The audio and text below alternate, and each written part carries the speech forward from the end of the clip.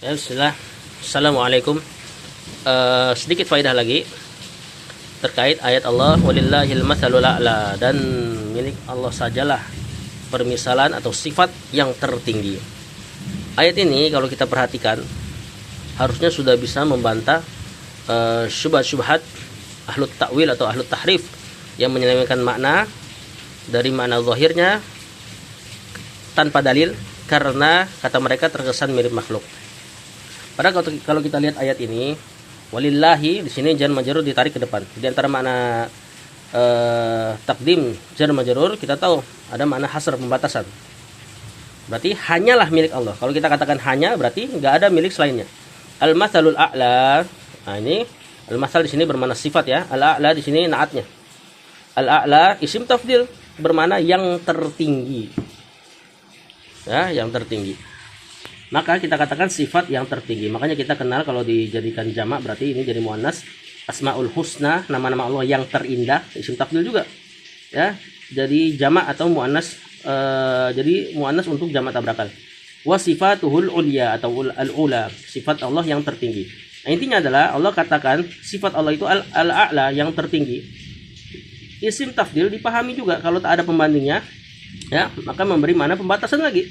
Seperti kita katakan fulan terbaik nilainya di kelas ini, maka dipahami di kelas itu nggak ada yang menyamai nilai fulan. Lalu harusnya ketika kita baca walillahil matsalul a'la, berarti hanyalah milik Allah sifat yang tertinggi. Berarti harusnya nggak perlu terbayang sifat-sifat makhluk.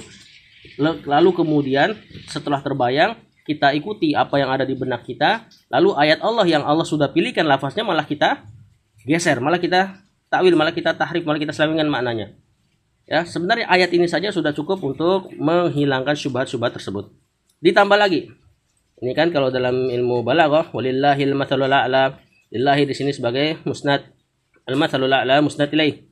Kita tahu bahwasanya musnad nggak akan dipahami kecuali kalau musnad ilaihnya sudah disandarkan, atau bahkan kita katakan dalam ilmu nahwu, bahkan kalam kan nggak bakal dipahami maknanya kecuali sudah mufid, ada mubtada dengan khobarnya atau ada fi'il dengan fa'ilnya.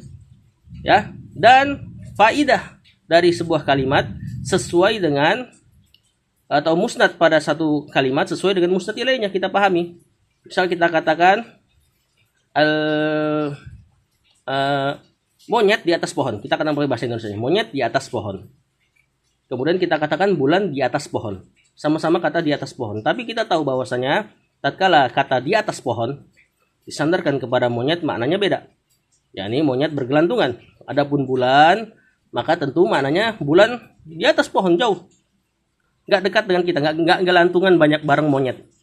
Maka apa sulitnya untuk mengatakan wa ar-rahmanu alal arsyistawa, Allah di atas ars beristiwa, ya, meninggi. Tentu maknanya beda dengan makhluk, dan tanpa perlu kita ikuti apa yang ada di benak kita, yang mengganggu di benak kita, kemudian sudah benak kita yang salah, kemudian kita geser maknanya, makna yang Allah sudah pilihkan, lafaz yang Allah sudah pilihkan, kita geser maknanya gara-gara akal kita. Ya, walillahil matsalul a'la, wallahu alam. Jadi ada 3 taksis pada ayat ini, ada 3 pembatasan pada ayat ini. Jar majrur, kemudian isim tafdil, kemudian musnad dengan musnad ilaihnya disandarkan kepada Allah. Wallahu a'lam.